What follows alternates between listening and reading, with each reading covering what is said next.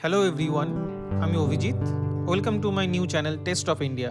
এই চ্যানেলের মাধ্যমে আমি ঘরোয়া পদ্ধতিতে খুব সহজভাবে বিভিন্ন খাবারের রেসিপি তুলে ধরার চেষ্টা করব। আজকের ভিডিওতে থাকতে চলেছে ডাল তড়কা বানানোর রেসিপি। ভিডিওটা শুরু করা যাক। এই রেসিপির প্রধান এবং মূল উপকরণ হলো গোটা মুসুরির ডাল। তবে আপনারা চাইলে কিন্তু নর্মাল মুসুরির ডাল, যেটি কিনা খোসা ছাড়ানো হয়, সেটিও ইউজ করতে পারেন। আমি এখানে 1 কাপ মুসুরির ডাল নিয়ে নিয়েছি। এবারে আমি পরিমাণ মতো জল এবং নুন দিয়ে ডালটাকে সিদ্ধ করে নেব। ডাল সিদ্ধ হতে হতে আমি এখানে আলাদা একটি ফ্রাইং প্যানে ডাল তরকার মশলাটা কষিয়ে নেব। এখানে আমি পরিমাণ মতো সাদা তেল গরম করে নিচ্ছি। তেল গরম হয়ে যাবার পরে আমি এখানে দিয়ে নেব 1 টেবিল চামচ সাদা জিরে,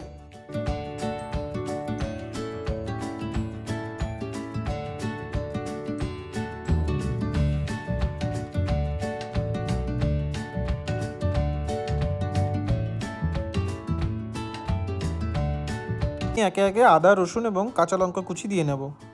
এখানে একটা জিনিস মনে রাখতে হবে, আদা এবং রসুনটা কিন্তু অবশ্যই ঘষে বা বেটে দেবার চেষ্টা করবেন।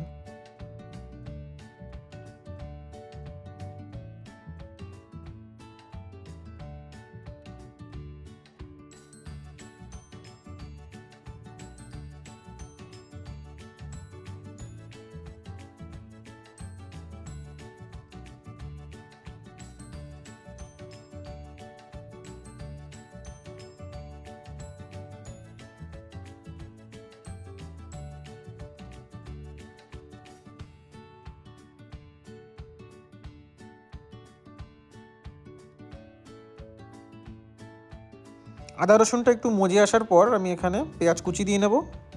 পেঁয়াজটা একটু এখানে বেশি পরিমাণেই দিতে হবে।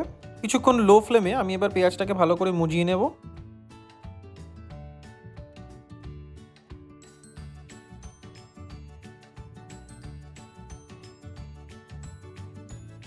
পেঁয়াজটা ভালো করে মজে আসলে আমি এর মধ্যে অ্যাড করে দেবো আগে থেকে চপ করে রাখা টমেটো কুচি।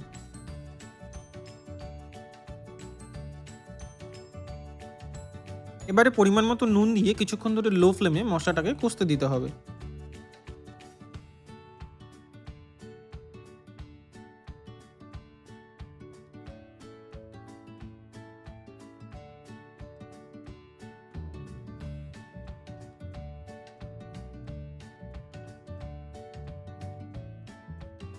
এবারে আমি একে একে পরিমাণ মতো সমস্ত মশলা অ্যাড করে নেব।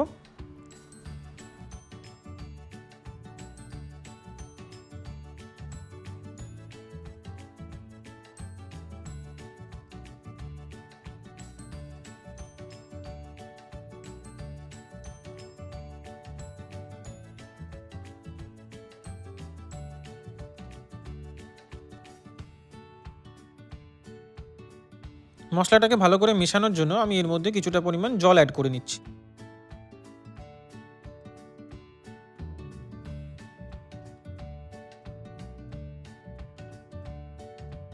মশলাটা অলমোস্ট কষে এসছে, এখন আমি অ্যাড করে দিচ্ছি পরিমাণ মতো টক দই।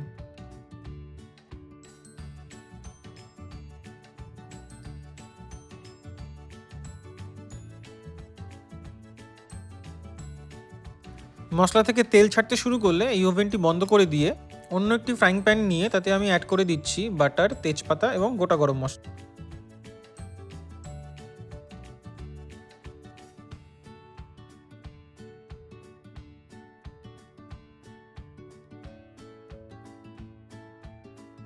এবারে আমি আগের ফ্রাইং প্যান থেকে মশলাটাকে নিয়ে বাটারের মধ্যে কিছুক্ষণ নাড়াচাড়া করে নেব।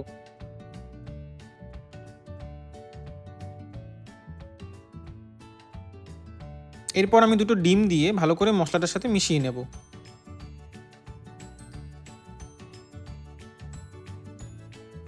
এখন আমি আগে থেকে সিদ্ধ করে রাখা ডালটি দিয়ে নিলাম।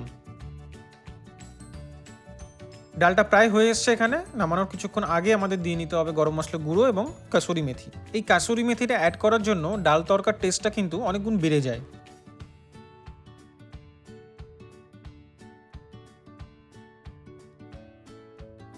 ডাল তড়কা আমাদের কিন্তু পরিবেশনের জন্য একদম রেডি। সাথে আমরা বানিয়ে নিয়েছিলাম ধনিয়া পরাঠা। ভিডিওটা তোমাদের কেমন লাগলো কমেন্ট করে অবশ্যই জানিও। দেখা হবে পরের সপ্তাহে নতুন কোনো রেসিপি নিয়ে।